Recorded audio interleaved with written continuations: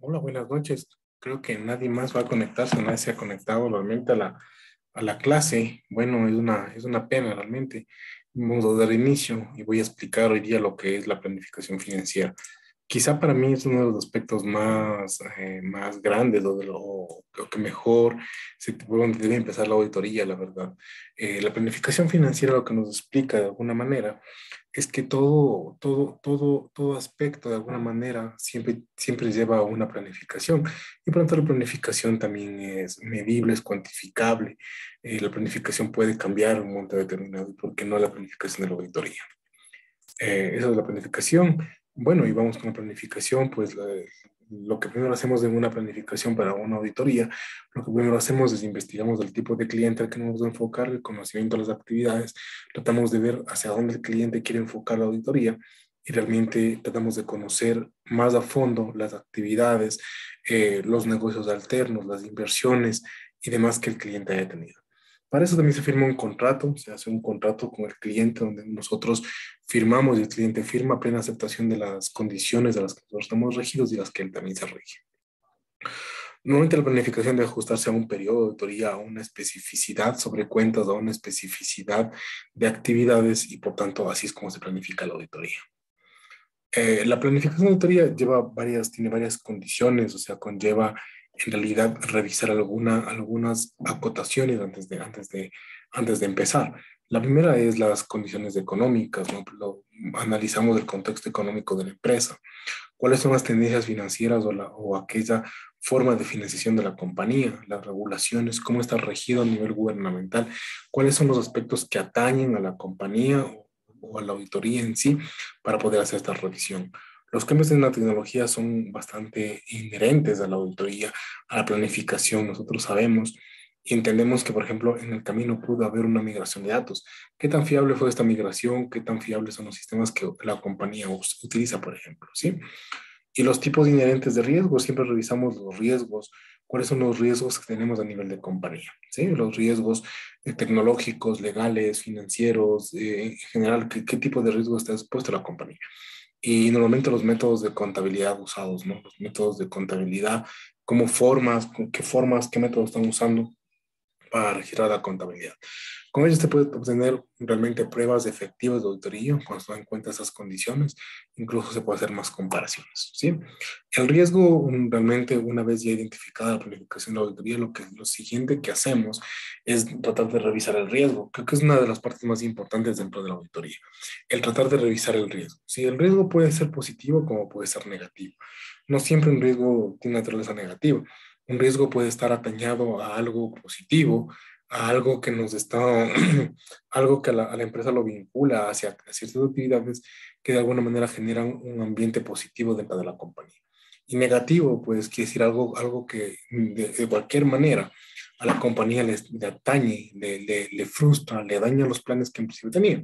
Entonces, no todo riesgo siempre es negativo, hay riesgos que son positivos y hay riesgos que son negativos. Lo que buscamos con el riesgo siempre y con la auditoría, que el riesgo es parte de la auditoría y quizás los aspectos que más se estudia, siempre se busca seguridad razonable dentro de las cuentas contables y sobre todo la evasión de fraudes, la evasión fiscal, la elusión, se busca aquello que no se cumpla, ¿no? Que no llegue a cumplirse esos dos riesgos. El evitar fraudes, ¿no? Fraudes económicos, fraudes financieros, fraudes en el control de la mercadería, en la compra, en la adquisición, en la venta, en la reventa, entonces evitar ese tipo de fraudes.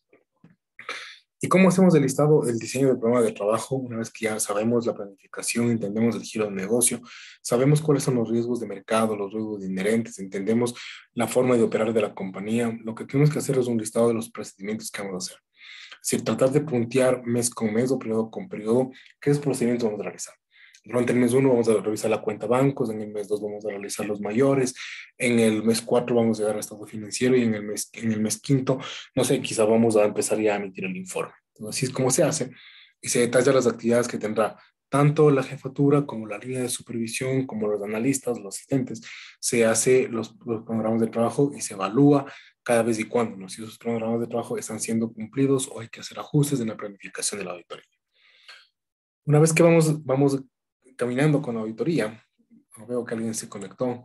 Bienvenida, querida Camila. Estaba solo dando la clase. Le agradezco por conectarse.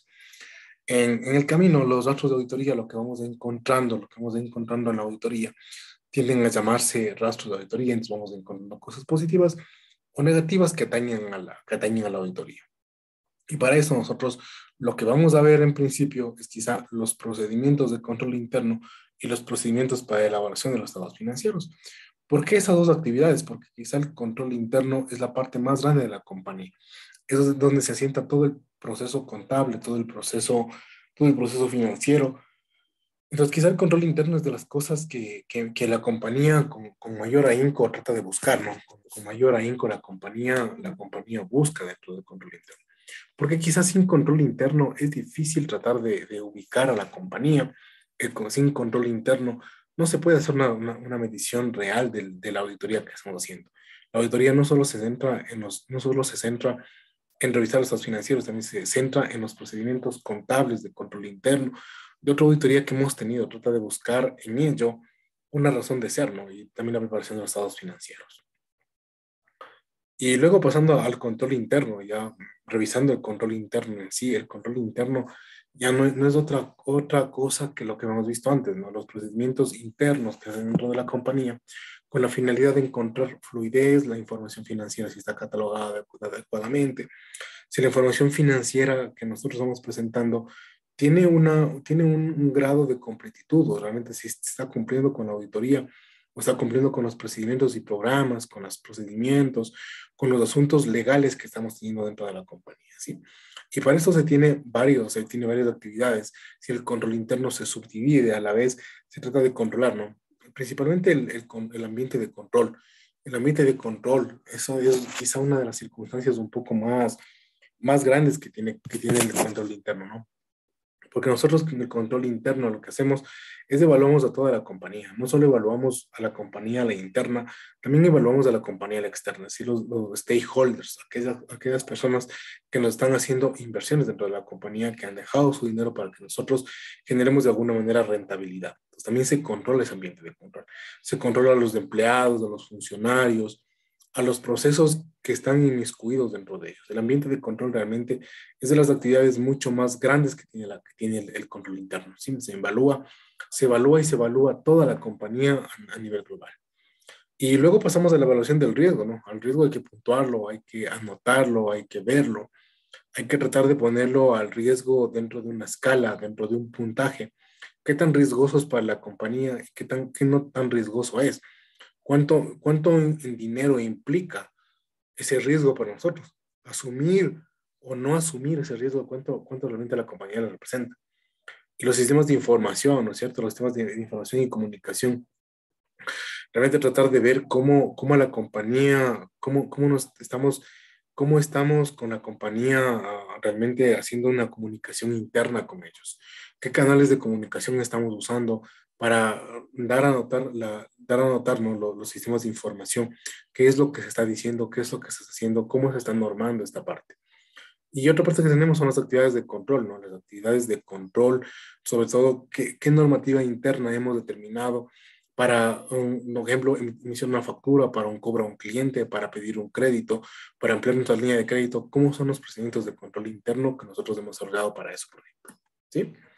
El control interno, como todas las actividades, en un determinado tiempo siempre se le evalúa. Cada cierto tiempo se evalúa qué tan efectivo es ese control interno para reducción de ese riesgo, ¿no? Qué tan bueno tiende a ser, qué tan obsoleto o qué tan actualizado se encuentra. Y luego tenemos los procedimientos de auditoría. Una vez que ya sabemos del control interno, lo hemos evaluado, con su ambiente interno, con los riesgos, canales de comunicación y todo ello, nosotros pasamos a los procedimientos de auditoría. Y realmente con auditoría, ya el procedimiento de auditoría ya son técnicas que se usan para la investigación. Ya el proceso de auditoría se convierte en un proceso investigativo, en tratar de deducir, de inducir y tratar de ver qué es lo que realmente tenemos con auditoría, ¿sí? Y se trata de explicar la pertenencia de un evento, trata de explicar la razonabilidad de los estados financieros y nos ayuda a emitir un criterio hacia la compañía sobre las actividades que realmente estamos haciendo, ¿no? Si están las actividades haciéndose con o sin apego a las normas que nosotros tenemos, ¿sí? Entonces tenemos nosotros principalmente tenemos una técnica de estudio general. Empezamos el procedimiento con una técnica, bueno, no empezamos, son varias, ¿no? Y una de ellas es la técnica de estudio o de análisis general. Y esta es quizá una de las técnicas mucho más antiguas, mucho más globales para el tema de auditoría de control interno. Si aquí nosotros no analizamos específicamente un hecho en sí, analizamos todo el procedimiento global de auditoría. ¿Sí? Vamos a revisar todo, análisis, saldos, movimientos de cuentas, movimientos de inventario. O sea, en realidad con el procedimiento de auditoría general, el estudio general, lo que hacemos es una revisión global, integral de todos los estados financieros, de todos los procedimientos del control interno de la compañía. Sí, pero sí mismo existen otro tipo de técnicas, unas técnicas de inspección, por ejemplo, sí, unas técnicas de inspección donde ya nosotros determinamos conglomerados, si es solamente a la cuenta que integran el flujo de efectivo, a la cuenta que integran solamente el estado de resultados, a las cuentas que son netamente depreciaciones, por ejemplo, ya especificamos un conglomerado de información, si ya la autoría se centra hacia los procedimientos, por ejemplo, de depreciación, de la amortización, de las cuentas incobrables, por ejemplo. ¿Cuáles son los procedimientos que yo estoy aplicando para llevarme eso, por ejemplo? ¿Sí? Y las técnicas también tenemos las técnicas de confirmación, que pueden ser positivas, negativas, indirectas. Esas técnicas de confirmación lo que se hace, se trabaja ya directamente con la alta gerencia y se empieza a tratar de inducirles a ellos, a decirles si es que los eventos económicos que ellos registraron o hicieron, de alguna manera son positivos o negativos. Hay otro más que es una técnica de investigación, se trata ya con un poco más de investigación de mercado, se hace una investigación ya como forense o como un peritaje a toda la auditoría. Si es un poco unas técnicas un poco más especializadas, se trabaja ya no con papeles, se trabaja sobre base de datos. Casi se hace una auditoría como de sistemas y se entiende realmente el giro de negocio, se entiende realmente cuáles son los movimientos más altos de cuenta. Si lo coincidencial, por ejemplo, es de un negocio donde mueve altas cifras de efectivo, como es la construcción, por ejemplo, con este método de investigación, con la técnica de investigación, realmente entender si esos movimientos de alto efectivo corresponden realmente a una estación inmobiliaria. Tenemos una técnica de declaración que no es muy frecuentemente usarla, se la combina la técnica de declaración con otras técnicas. La técnica de declaración tiene mucho que ver, en cambio, con notificarle al jerárquico, a la escala superior de nuestra jerarquía, y hacerle declarar si realmente esos estados financieros, esa situación financiera que se está presentando, corresponde a algo real o algo real, algo cierto, algo incierto. O sea, ellos tienden a declarar. Y la certificación también tiene una técnica parecida. Con la observación lo que se trata, ahí se observan papeles, documentos, se hace comparaciones, se trata de ver, ¿no? De ver si es que realmente está cumpliendo con todos los objetivos que busca la compañía a nivel de papeles. Y en la técnica de cálculo, una técnica de cálculo, en cambio, ya se hace una segmentación contra el mercado. Realmente saber si un nivel de utilidades de una pyme, por ejemplo, que importa vodka, por ejemplo, de Rusia, realmente está teniendo las mismas pérdidas que tenemos hoy las compañías, o una compañía bananera, auditamos hoy día y vemos si realmente está teniendo pérdidas como tiene el segmento, ¿sí? Entonces, esas son más o menos las técnicas de auditoría que nosotros manejamos dentro del segmento de auditoría. Sí, entonces son varias, se pueden hacer combinaciones, se puede usar solo una de ellas. A nivel técnico lo que se hace ya se usa varias de ellas, se las trata de combinar entre ellas con la finalidad de poder encontrar una estimación un poco más centrada de la auditoría que estamos haciendo. Quise empezar por la planificación de la auditoría porque quizás es uno de los aspectos más grandes de lo que atañe, de lo que atañe la auditoría. Luego, seguidamente también tenemos ya las clases de las nagas y las NIAS. Bueno, yo creo que podemos empezar por donde quieran. Al final no se concatena la una con la otra. Yo traté de hacer un resumen más pequeño sobre las nagas y las NIAS, porque realmente esto, en términos teóricos, las nagas y las NIAS,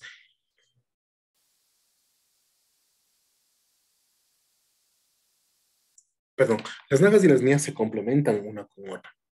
Las nagas y las NIAS, es cierto que trabajan por su lado, es cierto que cada una hace trata de hacer su propia vinculación una de otra, no trabajan una cerca de la otra, pero realmente lo que las nagas y las NIAS nos tratan de nosotros de dar es herramientas para tomar decisiones, ¿sí? Y tenemos principalmente las normas de auditoría, y que principalmente las normas de auditoría son principios y requisitos primero. ¿Quién tiene que cumplir esos principios y requisitos? El auditor. ¿Para qué? Para poder hacer cumplir, hacer una revisión de todos los aspectos de la auditoría, ¿sí? Por esa razón es que el auditor expresa bajo los principios y requerimientos de las NIA, expresa una opinión técnica, se centra sobre la NIA, la norma de auditoría, y dice realmente si la compañía está cumpliendo ciertos requisitos que deben cumplir todas las compañías a nivel internacional. Las NIAs nacieron quizá en aspectos más grandes, en otras instancias, tratando de hacernos hablar en un propio lenguaje a todos los auditores. De manera que la auditoría que hacemos en Ecuador sea parecida a la auditoría que se hace en Panamá, por ejemplo, ¿sí? Por eso es que los holdings de auditoría, las Big Four o las Big Five, lo que han hecho actualmente es tratar de hablar un solo lenguaje, ¿sí? Entonces, con eso se implementaron, son ellos los promotores de hacer las NIAs, las NAGAs, las PCGA, son todas así. Entonces, las NIAs realmente son 10, ¿sí? Son 10, pero como nosotros las agrupamos dentro del ámbito de auditoría, la tratamos de agrupar en tres segmentos, ¿sí? Primero las generales, es decir, todo lo que atañe al auditor, la ejecución del trabajo, la que nos atañe a los equipos de trabajo, al gerente de auditoría, junto con el jefe de auditoría y al segmento menor de auditores que estamos trabajando en ello. Y otra parte se centra también en el informe de auditoría. ¿Qué requisitos debe cumplir el informe que vamos a dar nosotros? Luego de ello, nos vamos a enfocar principalmente en las normas generales, ¿sí? Principalmente en las normas generales. En lo más grande, vamos a empezar a nivel deductivo, de lo más grande a lo más pequeño, ¿sí? Las normas generales.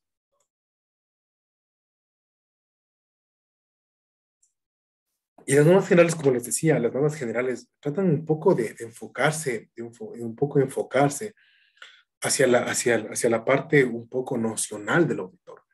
¿Cómo el auditor, cómo debe estar formado? ¿Cuál es la experiencia, la capacitación que tiene que ser el auditor? Y las normas generales, las NAGAS, nos especifican que el auditor tiene que tener una precisión técnica, o sea, ganar a dónde en la experiencia, en la capacitación.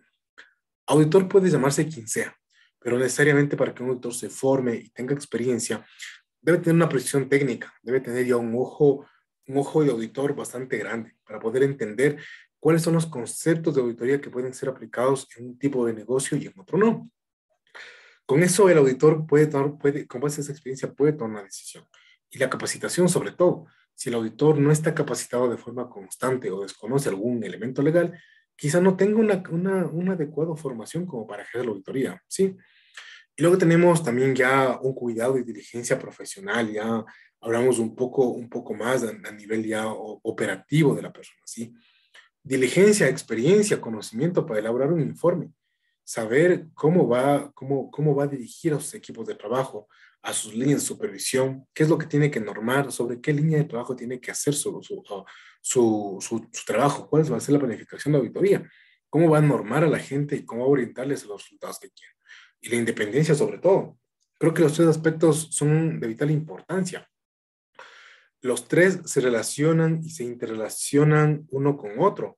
¿Por qué? Porque no puede existir una persona que tenga mucha experiencia, pero ¿qué tal si tiene relación con la compañía? ¿Qué tal si esta persona es dependiente, es accionista, pero aparte es un auditor? Quizá no tenga un criterio imparcial sobre lo que está auditando, ¿sí? Y no tiene que pertenecer, como les digo, a ningún grupo de interés y su trabajo tiene que ser aceptado, reconocido por otros auditores para poder catalogarse como un auditor que tiene potencia con su trabajo. Y una vez que ya hemos visto el perfil de auditor, sabemos que no tiene nada que ver con la compañía, tiene buen criterio, experiencia, capacitación, pues vamos a ejecutar el trabajo, ¿no? Decidimos ejecutar el trabajo. ¿Y por dónde pensamos? Por la planeación y la supervisión. Como ya vimos, la planificación del trabajo, cómo tiene que hacerse. La supervisión. Una auditoría necesariamente en la ejecución del trabajo hay que seguir los parámetros. Una auditoría tiene que ser planificada en meses, tiempos, espacios, actividades, personal. Tiene que distribuirse en los equipos de trabajo, ¿sí? Tiene que estar la auditoría estrechamente relacionada con las líneas de supervisión. Si una auditoría no se centra en las líneas de supervisión, y perdón, les pido disculpas por apagar mi cámara, pero tengo internet que está yendo y viniendo y no me quiero quedar sin conexión. No me quiero quedar sin ustedes que se han conectado el día de hoy. Bueno, quedamos otra vez los dos. Entonces, las etapas de la supervisión tienen que irse anotándose en papeles de trabajo. ¿Qué es lo que vamos encontrando en el camino? Realmente la auditoría se basa siempre en aquellos papeles de trabajo donde nosotros hacemos apuntes sobre la auditoría, sobre las cosas que vamos encontrando en el camino. ¿Qué es aquello que llamó la atención? ¿Qué es aquellas cosas puntuales que nosotros hemos encontrado dentro de la auditoría? Qué es lo que realmente nos centra o nos llama la atención sobre ciertos determinados puntos de vista? Y nosotros apuntamos en las hojas de trabajo, apuntamos en los papeles de trabajo, hacemos marcas de autoría. Recuerdan, hacemos betas, hacemos gamas, anotamos con A1, B1, C1, B, beta 1, beta 2. Decíamos en la clase pasada, ¿no? Y dejo marcado en los papeles de trabajo, con rojo, con azul, con diferentes tipos de esfero para poder entender de que eso que marqué con rojo para mí me llamó la atención. En algún momento tengo que volver a revisar, porque quizá no me corresponde la cuenta de bancos con el segmento de trabajo con el que vengo haciendo auditoría por varios años. Y una vez hecho esta parte, una vez hecho mis anotaciones, tengo que seguir con la ejecución de mi trabajo, tengo que seguir haciendo la auditoría, tengo que ser consecuente con lo que, para lo que me contrataron, ¿sí? Y luego tengo una evaluación y vuelvo al control interno, y por eso les explicaba antes del control interno. Tengo que evaluar el control interno. ¿Cómo están esas líneas de supervisión? ¿Cómo están las personas trabajando? ¿Qué es lo que están haciendo con las cosas cuando tenemos una devolución, por ejemplo? Cuando vendemos una camiseta de marca Adidas o marca Tommy, por ejemplo, y decimos, ¿por qué el cliente vino a devolverme? ¿Cuál es el procedimiento interno para una devolución? ¿Cuántos días calendario me demoro en hacer la devolución? ¿Qué pasa si el cliente pagó con una tarjeta de crédito? Puede ser un motivo de estafa, puede ser un motivo de no estafa, por ejemplo. ¿Qué tiempo me demoro yo en esperar para hacer la devolución al cliente del dinero en efectivo? Por ejemplo, ¿no? Si el cliente vino, compró en efectivo, me compró una camisa para su papá, me compró una camisa bonita, se la llevó, pero viene a los pocos días meses a querer hacer una devolución porque realmente la camisa a mi papá no le quedó. ¿Bajo qué términos de procedimiento de control interno puedo hacer esa devolución? ¿Puedo hacer una devolución en efectivo? ¿Qué tiempo me voy a demorar? ¿Quién va a firmar los papeles de la devolución? Realmente cuando yo haga la auditoría de caja todos los días de cierre de caja, realmente a quién le voy a cobrar, a quién, en base a qué término se hizo esa devolución de garantía, por ejemplo, ¿sí? De garantía extendida. Entonces tenemos que entender realmente el control interno abarca todos los procedimientos que nosotros tenemos para que no exista un fraude, para que no exista una malversación de fondos, para que no exista un jineteo de fondos, para que nosotros hagamos un proceso de devolución de efectivo, un proceso de devolución a tarjeta de crédito, para que nosotros veamos cómo se prepara una declaración de impuestos, bajo qué términos se lo hace, bajo qué formas, qué formatos se lo hace. Entonces, realmente de eso trata la evaluación del control interno, sí, evaluar el control interno. Y cada cuándo tengo que hacerlo, cada vez que yo vea necesario, que vea que cambia un procedimiento, que cambia el mercado, que cambian las cuestiones económicas, que cambian las condiciones de mercado, que cambian las condiciones sobre las cuales vendo, tengo que hacer una evaluación del control interno.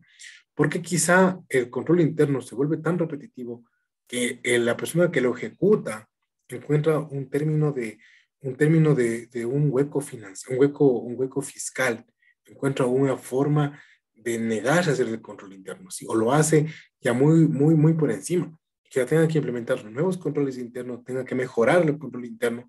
¿Y sobre qué lo hago? Sobre la naturaleza, como lo digo, sobre qué nace el control interno, sobre las necesidades, sobre los procesos que todos los días hago.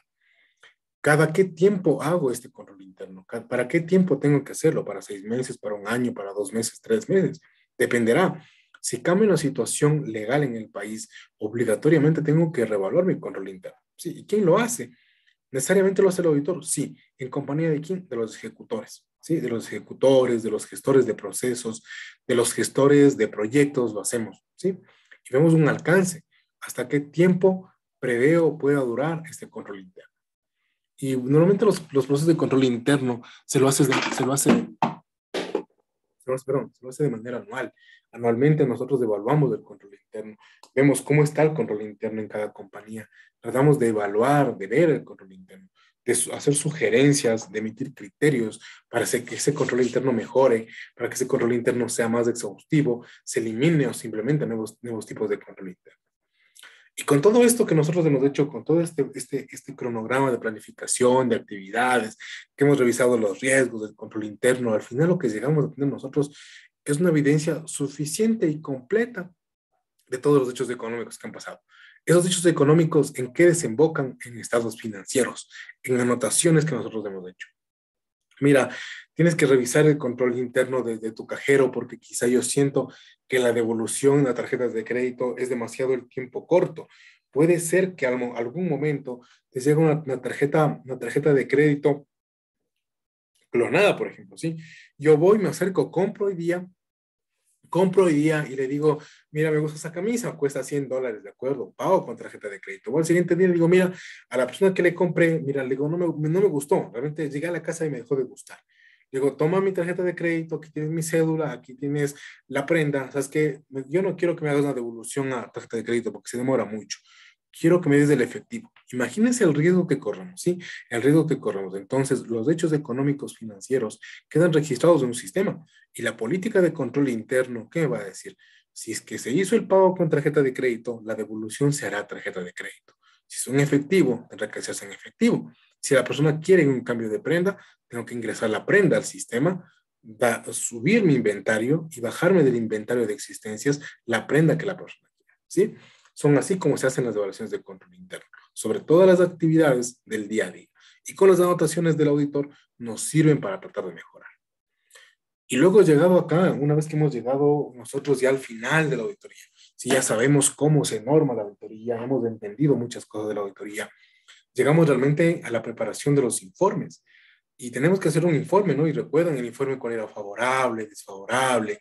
Se recuerdan los tipos de informe que hemos visto en la clase anterior, ¿no es cierto? Y realmente esos informes tenemos que evaluarlos. ¿Cuál fue la aplicación de los principios de contabilidad generalmente aceptados?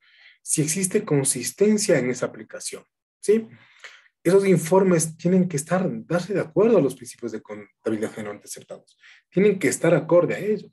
Yo tengo que haber aplicado esos principios en base a conocimientos, métodos, aplicaciones, investigaciones. ¿Qué pasaría, por ejemplo, si yo hago la depreciación de un activo fijo, por ejemplo? Sabemos que la depreciación es un principio generalmente aceptado. ¿Qué pasaría si la depreciación de una máquina, de una computadora, no la hago al 33,33, la hago a otro porcentaje que yo quiera, por ejemplo? ¿Qué pasaría? ¿Qué principio generalmente aceptado estoy irrumpiendo? ¿Qué norma de evaluación de la auditoría estoy irrumpiendo, no es cierto? Tiene que existir consistencia para poder hacer comparaciones, tratar de ver si es que toda la vida se usó el 33,33% de depreciación en mis activos que son de computadoras, por ejemplo. ¿Sí? Y tengo que tratar de ver si hubo consistencia en la aplicación de eso año con año. ¿Sí? Y llego a preparar un informe favorable, desfavorable, con observaciones, con incidencias, sin incidencias. ¿Sí? Además, que evalúo si la revelación fue suficiente, si todo lo que el auditor le dieron, la información al auditor, le bastó para él tener una opinión, emitir un dictamen, ¿no es cierto? Un dictamen sobre las percepciones, sobre la razón de las cosas, sobre lo que el auditor encontró dentro de esta auditoría. ¿Sí? Eso me sirve para normarme a mí dentro de esa parte. Y eso es lo que tratan, de eso es lo que tratan las normas de auditoría, las nagas. Me tratan de llevarme a esto. Ustedes tienen las láminas que son más ampliadas, un poco más largas, y les resumí aquí realmente las nagas de qué se tratan, hacia dónde se enfocan las nagas, qué es lo que tratamos de hacer con las nagas. Les agradezco mucho por unirse a esta clase, que espero les parezca un poco al principio teórica, pero realmente la auditoría es muy técnica. Nos centramos mucho en eventos, nos centramos en eventos financieros de alto calado para poder llegar a la auditoría en sí. ¿Sí? ¿Tienen alguna pregunta? ¿Les surge alguna duda? ¿Quieren saber algo? ¿Comentar algo? ¿Preguntar de los deberes? Lo que ustedes quieran. Podemos tomarnos unos 5 minutos si ustedes quieren para poder evaluar esta parte antes de seguir con las mías.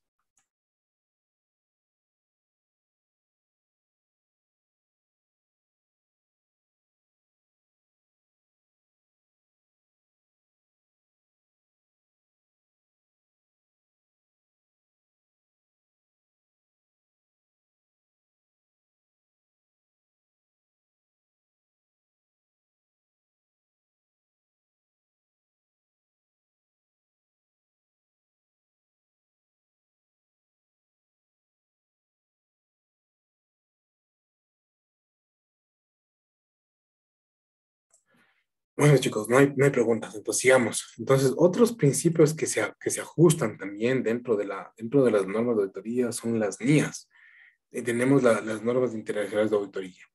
Aquí, ¿cómo nacen las NIAs? Las NIAs realmente nacen casi igual que las NAGAs, de las Big Four, las Big Five, las grandes compañías, esas grandes auditoras lo que hicieron es trataron de agrupar a las NIAs, a las NAGAs, dentro de un solo lenguaje, como hicieron con las NIFs, por ejemplo, ¿sí? Trataron de dar una amplitud a un solo lenguaje, de que todos los estados financieros que sean auditados a nivel mundial puedan existir comparabilidad, por ejemplo, ¿sí? ¿Qué pasaría, por ejemplo, si yo hoy soy auditor de Banco Pichincha, por ejemplo? Sí, hago la auditoría externa de Banco Pichincha. Y Banco Pichincha sabemos que tiene sede en Colombia, tiene sede en Panamá, en España, por ejemplo. Sí, ¿qué pasaría si yo soy destinado a revisar la cuenta de inversiones de Banco Pichincha? Y como tengo mucha experiencia, pues lo mío me intereso mucho por esas cuentas. Quiero hacer una revisión de las cuentas de las NIA, de las cuentas Banco Pichincha de las inversiones. Sí, entonces el principio de auditoría va a ser siempre el mismo. ¿Por qué? Porque yo voy a tratar de hacer una revisión sobre las NIF, sobre las NIA, sobre las NAGAS. Voy a usar el mismo principio si tanto si estoy en Ecuador, en Panamá o si estoy en Colombia. Y realmente lo que buscaban era eso. Cuando la Federación Internacional de Contabilidad se reúnen, dicen, mire, nosotros queremos crear una norma internacional donde realmente la auditoría sirva a todo nivel, donde la auditoría ya no sea un evento centralizado solamente en un solo país, sino realmente todos hablemos del mismo lenguaje. Las convenciones de contabilidad internacional, las convenciones de auditoría, lo que tratan es dar nuevos aspectos, de dar nuevas directrices sobre lo que realmente trata la auditoría. Tratan de normarnos, de indicarnos, de centrarse la auditoría en cómo realmente, en el cómo tenemos que hacer las auditorías cada vez y cuando tenemos nuevas circunstancias a nivel global. Por ejemplo, algunas que yo estuve en una convención de auditoría, de normas internacionales de auditoría, haciendo nuevos aspectos, tratando de formar nuevos aspectos, y los nuevos aspectos de las normas internacionales de contabilidad, de auditoría, lo que tratábamos de normar, por ejemplo, eran estos casos de sobornos, por ejemplo, ¿sí? Es algo que no está escrito dentro de las NIAs, dentro de las NIFs, no existe esa parte de control interno. Sin embargo, nosotros cuando nos reunimos tratamos de normar esta parte. Las NIAs para el sector público, las NIFs para el sector público, tratamos de normar con aspectos de sobornos, con aspectos de cómo se puede hacer una lucha anticorrupción, ya desde los estados, desde el punto de vista de los estados financieros, desde la normativa, cómo se puede lograr de que no existan esas falencias dentro de. Entonces tratamos de agrupar a varias empresas, a varios sectores, a varios contadores, auditores del sector público, y con eso nos llevamos experiencias y tratamos de hacer una normativa que sirva a nivel global y que nos digan, mira, a nivel global sirve esto. Realmente porque la auditoría se centra en mucho más de solamente hacer una revisión de papeles, sino tienes que ser una persona que realmente ya es un investigador. Trabajamos con bases de datos, hicimos con bases de datos, tratamos de crear modelos de auditoría, tratando de verificar dónde existe más la incidencia de ciertos sesgos que no nos permiten hacer una revisión correcta de la auditoría. ¿Sí? Entonces, hablando este lenguaje, tratando de normar este lenguaje, es como nacen las NIAs, las NAGAS, los PCGA, por ejemplo, ¿sí? Y realmente las NIAs tienen 5 alcances, realmente dan para un alcance de 5 aspectos. En principio, las NIAs lo que nos ofrecen o lo que dice que primero tenemos que hacer es tratar de hacer una prospección, una introducción sobre lo que queremos hacer con la auditoría, ¿sí? El alcance de la auditoría, a qué tiempo, qué tipos de cuentas, si es integral, de gestión financiera, qué tipo de auditoría vamos a hacer, sobre qué tiempo, cuáles estados financieros o qué rubros vamos a tratar de ver, ¿sí? Normalmente los auditores tratamos de usar la estadística un poco a nuestro favor para tratar de interpretar los estados financieros, es decir, sobre estos estados financieros, sobre estas cuentas, puede existir una mayor o menor incidencia para establecer un tipo de responsabilidad, ¿sí? Y nosotros buscamos, siempre tratamos de enfocar la auditoría en aspectos claves de la organización, aspectos claves de lo que trata la compañía de ver. Si, por ejemplo, si es alguna compañía productora, exportadora de camarón, nos centramos mucho en las cuentas que mueven mucho el camarón, los inventarios, los flujos, los pagos. Tratamos de buscar ahí, sí, información. Pero, por ejemplo, si es una compañía que trata, por ejemplo, de hacer, no sé, una compañía de producción de metalurgia, por ejemplo, nos vamos mucho a los inventarios, a los proveedores que rigen esta compañía. Más o menos es cómo se hace las auditorías, cómo se logra esta auditoría. Sí, siempre esta parte de responder el auditor trata de normal esta parte, el auditor trata de buscar información, de normalizar esta auditoría, de que se haga bajo ciertos términos, se haga bajo ciertas circunstancias, se haga bajo ciertos aspectos, que se cumplan ciertos parámetros para poder establecer. Y el objetivo que siempre buscamos, el objetivo es la definición del auditor. El auditor se pone un objetivo propio. Dice, por ejemplo, yo quiero este año auditar todas las cuentas de bancos, de las cooperativas de ahorro y crédito, por ejemplo, ¿sí? Entonces, cada año buscamos una definición, buscamos un objetivo en sí con la auditoría. Si tratamos de centrarnos en un solo aspecto, de no ser globales, porque abarcar una auditoría integral es similar a tener un alto equipamiento de personas, de personas, de sistemas, de tiempo, y realmente demora mucho una auditoría.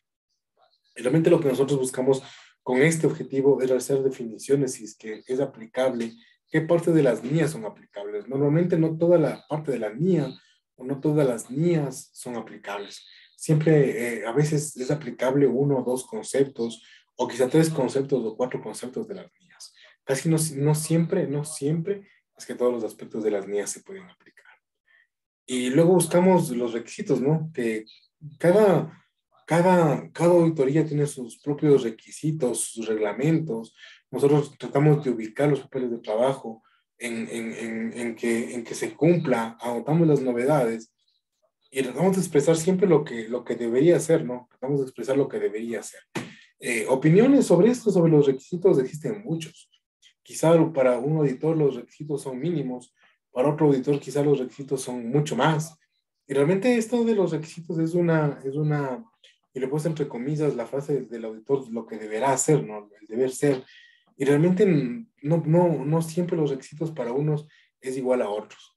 Los requisitos pueden cambiar, tanto como auditoría, tanto como aplicación de principios, porque realmente el criterio depende mucho de cada uno. Y luego tenemos la solicitud y otro material explicativo. Nosotros siempre pedimos papeles extras para poder hacer una revisión, entender realmente de qué trata la auditoría. Tratamos de extenderla un poco más, tratamos de entender la auditoría. Y realmente la auditoría se centra siempre en pedir material extra. ¿Sí? Siempre trata de cubrir esos sesgos de información que tenemos, que quizá a veces ya solamente con la información que tenemos no se puede totalmente cubrir todo lo que nosotros queremos, ¿sí? Entonces, ese es un elemento, como lo puse aquí, no es un elemento que trata absolutamente qué se entiende por requisito, qué se pretende cubrir con ejemplos de procedimiento apropiados para determinadas circunstancias. Por ejemplo, no es lo mismo auditar una cuenta de bancos, de una cooperativa, que auditar una cuenta de bancos de un banco grande como Banco Pichincha, por ejemplo, ¿sí? No es lo mismo auditarle, por ejemplo, la cuenta, la depreciación, por ejemplo, de una compañía que distribuye, por ejemplo, material de oficina, a una compañía, por ejemplo, que trabaja con biotecnología, por ejemplo. Realmente los términos de depreciación son realmente diferentes unos con otros. Y luego nosotros tenemos ya el listado de las NIAs, tenemos el listado que tiene las NIAs y tenemos pues una variedad de NIAs. Las NIAs se las reconoce por su amplitud, ¿sí? Realmente aplicar todas estas NIAs a un término de auditoría, realmente es complicado. Yo les he tratado de citar y les traigo para que ustedes puedan leer las NIAs, no hace falta que se las aprendan. Y realmente cada una de las NIAs es un aspecto, es un tipo de auditoría realmente que se centra. Es muy difícil que se haga toda esta auditoría sobre todas las NIAs. Sí se puede hacer, pero necesitaríamos un equipo complejo de trabajo. necesitaríamos mucha gente, muchas personas trabajando en términos de auditoría para poder hacerlo. Lo que nosotros hacemos con esto, tratamos de integrar lo que más podemos de las mías en cuestiones de auditoría, ¿sí? Esos son los temas que les he traído el día de hoy. Me pueden dejar conocer si es que está la clase clara, quieren conocer algo más, quieren saber algo más. Aún tenemos 20 minutos de clase. La verdad, yo tenía preparado para una hora esto, pero realmente por la ausencia sí se limita un poco la clase, se hace un poco más pequeña la clase. Realmente no es de los términos de la clase a los que uno llega a preparar la clase para una hora, pero en vista del quórum siempre puede acabarse la clase un poco antes. Háganme saber si ustedes tienen dudas, quieren conocer algo, desean saber algo más de la auditoría, conocer un poco más, lo que ustedes quieran. Les dejo el micrófono abierto. Y si es que de no ser así, pues yo creo que podríamos avanzar con otro tema de la clase siguiente que tenía preparado. Bueno, para el día miércoles que voy a dar clases con ustedes. Tenía preparado otras cosas, pero si quieren las podemos ver hoy mismo. Háganme saber, háganme conocer qué les parece la clase, quieren conocer algo más, quieren saber algo más de la clase, los deberes, cuéntenme.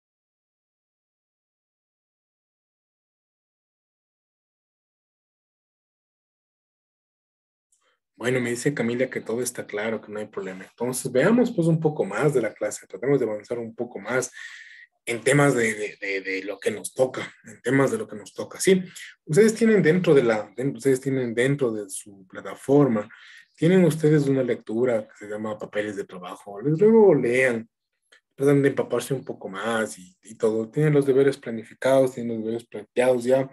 Por favor, hagan los deberes, traten de cumplir las fechas y como saben, eso no manejo yo, maneja directamente la coordinación académica, así que traten de cumplir los deberes, ¿sí? Que son un poco largos y traten de hacerlos con tiempo. Entonces vamos a ver ahora, por otra parte, los papeles de trabajo. Si los papeles de trabajo donde nosotros registramos datos, hacemos cuentas, tratamos nosotros en los papeles de trabajo de poner ciertos aspectos que a nosotros nos llaman la atención, ¿sí? Algo que siempre el auditor nunca deja de lado es su esfero color rojo azul, o su esfero o su lápiz bicolor y su cuaderno de anotaciones, de apuntes, los papeles de trabajo. ¿Por qué los papeles de trabajo son tan importantes? Y vamos remontándonos hasta la historia, porque los papeles de trabajo son importantes para el auditor, porque se dice que la memoria de una persona es tan frágil y la amplitud de la información tan amplia que el auditor necesita papeles de trabajo para hacer anotaciones, apuntes, tomar notas, establecer nombres, aspectos, para verificar información y tratar de estar cumpliéndose los aspectos legales, normativos, los aspectos de auditoría respecto a lo que estamos revisando. El objetivo de los papeles de trabajo es tratar de organizar de alguna manera, tratar de organizar el trabajo primero, de que el trabajo del autor sea organizado. Y también es la otra, tratar de ver si estamos de acuerdo que estemos cumpliendo con las normas de auditoría generalmente aceptadas, con las NAGAS, si estamos cumpliendo con esa normativa. Nosotros hacemos una auditoría, inmiscuimos a los aspectos de las normas de auditoría generalmente aceptadas. Y con esto nos permite saber si estamos cumpliendo o no estamos cumpliendo. Y cuando existen cumplimientos ligeros o extraños a lo que nosotros estamos acostumbrados a ver, en los papeles de trabajo se los apunta y se los hace asteriscos y lo que habíamos visto en clases pasadas. ¿Sí? Y realmente los papeles de trabajo tienen miles de objetivos. tus papeles de trabajo pueden cumplir un millón de aspectos, pueden cumplir muchas cosas. También en algún momento de mi vida también fui perito del Consejo de la Judicatura y también trabajábamos con papeles de trabajo. En alguna ocasión a mí el juez me pidió que pase al frente con los papeles de trabajo de la auditoría que hemos hecho. Y se puso a leer, se puso a tratar de identificar. Y me dijo, mira, has apuntado casi todo. Y dije, sí, yo trabajo con esos papeles de trabajo. Y me dice, y veo que aquí me estás poniendo que no se cumplen algunos aspectos legales. Y digo, sí. El juicio fue favorable porque yo había escrito en mis papeles de trabajo que no se pudo cumplir una normativa interna y una normativa externa respecto del cumplimiento del impuesto a la renta, por ejemplo. ¿Sí? Entonces yo había citado ciertos acuerdos ministeriales que salieron en su momento, pero que realmente no coincidían las fechas de su aplicación con las fechas en las cuales ese cuerpo normativo estuvo en vigencia. Entonces realmente llamaba mucho la atención y cuando me pidieron mi criterio, yo mi criterio lo di en base a la norma que citaban en los papeles de trabajo de otras personas, ¿no? Y vi que esa norma ya no tenía vigencia y lo hacían ver como que tuviera vigencia en los papeles de trabajo, en la auditoría, como que si fueran válidos. Entonces, realmente yo me percaté de que no era así, de que no era así. Aparte de eso, tenía yo dentro de mis apuntes, dentro de mis papeles de trabajo, tenía yo la parte de mi planificación que yo había tratado de hacer, mi planificación de trabajo. Y realmente yo había cumplido a cabalidad mi planificación de trabajo, mis tareas, lo que yo me impuse, lo que yo me propuse en su auditoría, había hecho, ¿sí? Entonces, fue válido porque realmente se veía un cumplimiento de mi parte de las cosas y realmente ahí nosotros salimos ganadores. Bueno, ganamos en asuntos legales, la compañía tuvo que pagar $2 millones por reducción de impuestos porque estaba aplicando normativamente aspectos que ya habían dejado de ser válidos, ¿sí? Entonces, realmente los papeles de trabajo tienen muchos fines, realmente se puede enfocar hacia varios aspectos. Lo que realmente tratamos en auditoría a nivel técnico ya es de recabar información, de hacer apuntes, de lo que nos llama la atención, de ver cómo avanzan nuestros planes de trabajo, el registro de la información la hacemos ahí nosotros. Y sirven de guía, ¿no? Sirven de guía, como les cuento en estos juicios, sirven de guía, porque nosotros decimos, lo que tú nombras, lo que tú citas en este acuerdo, ya sale de vigencia, ¿sí? Entonces cumplimos disposiciones legales también a partir de eso. Y la preparación y contenido, la estructura del papel de trabajo siempre es variado. Es variado. Nosotros, cuando trabajamos en auditoría, lo hacemos en base a esto, ¿sí? Tratamos siempre de nombrar la fecha, el periodo, las cuentas que estamos auditando, la persona que está auditando, los objetos, quién o qué persona está auditando, el cliente, los ejercicios de revisar, las cuentas que estamos revisando. Y sobremanera tratamos de explicar cada uno de los aspectos que nosotros usamos, por ejemplo, ¿sí? Nosotros decimos cuándo usamos un color, bueno, no se nota un color rojo, cuándo usamos, por ejemplo, un color verde, cuando nosotros usamos, por ejemplo, no sé, una beta, por ejemplo, una beta roja, beta uno, cuando nosotros tratamos de usar una sigma, por ejemplo, ¿sí? Cuando usamos un infinito, cuando hacemos asteriscos o estrellas, por ejemplo, ponemos a 1, B1, C2, por ejemplo, cuando usamos este tipo de cosas, nosotros en la parte principal de los papeles de trabajo tratamos de explicar para qué usamos un tipo de color negro, por ejemplo, ¿sí? ¿Para qué nosotros usamos el color negro? ¿Para qué nosotros usamos el color rojo? Un color negro, un color rojo. Porque, ¿qué significa realmente dentro de la auditoría? Entonces, eso es lo que nosotros tratamos de expresar en la auditoría. Y el contenido mínimo de los papeles de trabajo, pues como en todo, los papeles de trabajo no nos ayudan a tomar notas, a tratar de ver lo que nosotros queremos encontrar en la auditoría. Y los papeles de trabajo, realmente todo lo que está aquí escrito, que trata de encontrar una relación de evidencia entre activos pasivos, la valoración, la asistencia física, es cierto que se lo hace. Son los requisitos mínimos lo que nosotros deberíamos hacer, esas comparaciones, ¿sí? Cómo están los temas de control interno, el cumplimiento legal, las contrataciones, las soluciones que se ha dado a la misma. Pero lo que realmente nosotros tratamos de expresar dentro del papel de trabajo es el mínimo detalle que al auditor le trata de llamar la atención, ¿sí?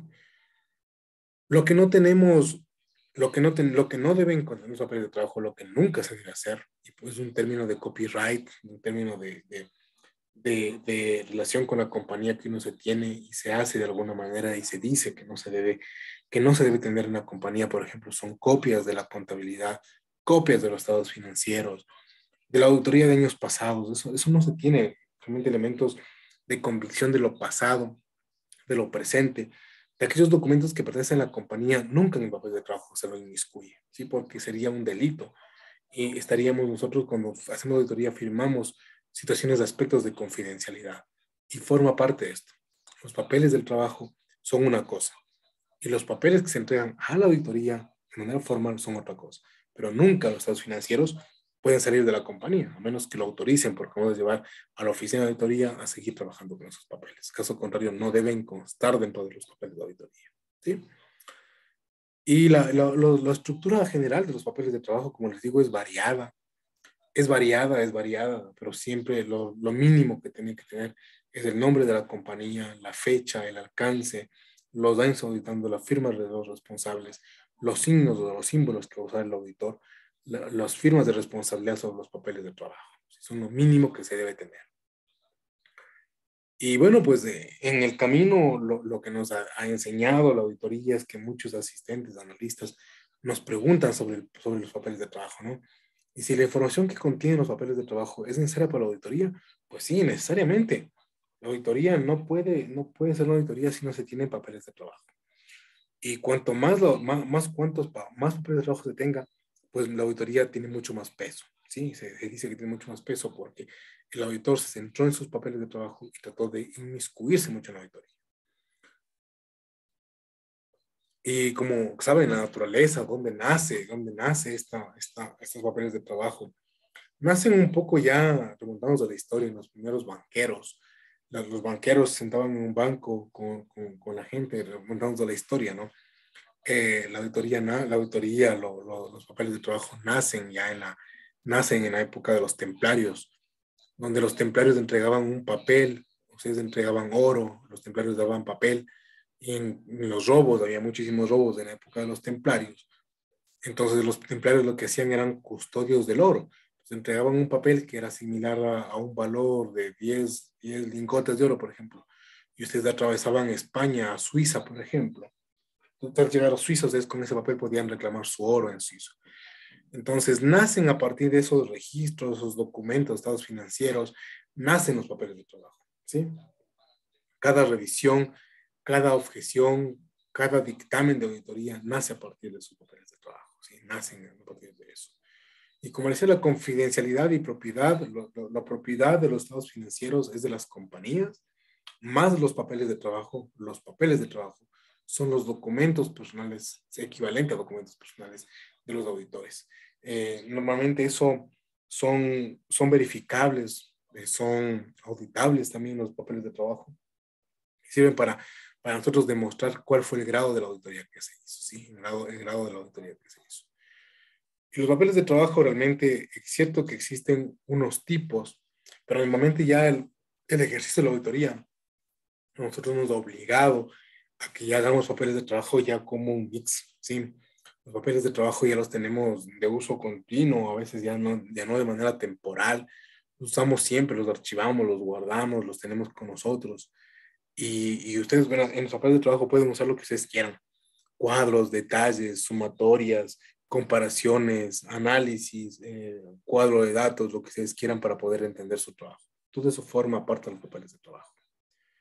Sí, las marcas, sería que les había dicho, aquí tenemos una U, tenemos por ejemplo aquí una sigma, un signo de interrogación, tenemos un arroba de la A a la Z, NA, por ejemplo, son las marcas que la gente usa, ¿sí?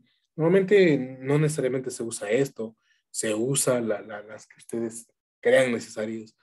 Normalmente cuando se trabaja en auditoría se crean unas ciertas marcas de auditoría y con esas marcas de auditoría es con las que se trata de trabajar siempre para poder entender de que son nuestras de nadie más. Nadie más la puede usar, ¿sí? Y también los archivos se los ordena así, se los ordena adecuadamente con alfanuméricos, doble alfanumérico para poder entender de qué se trata, ¿sí? Y así es como Así es como se hace la auditoría, más o menos, y estamos entrando a materia, así como se hace y los papeles de trabajo corresponden a ello. ¿Tienen alguna pregunta? ¿Tienen algo que les quede dudas? ¿Algo de los deberes? ¿Quieren comentar algo? ¿Quieren saber algo? ¿Algo que no les haya quedado claro? ¿Todos estamos avanzando bien?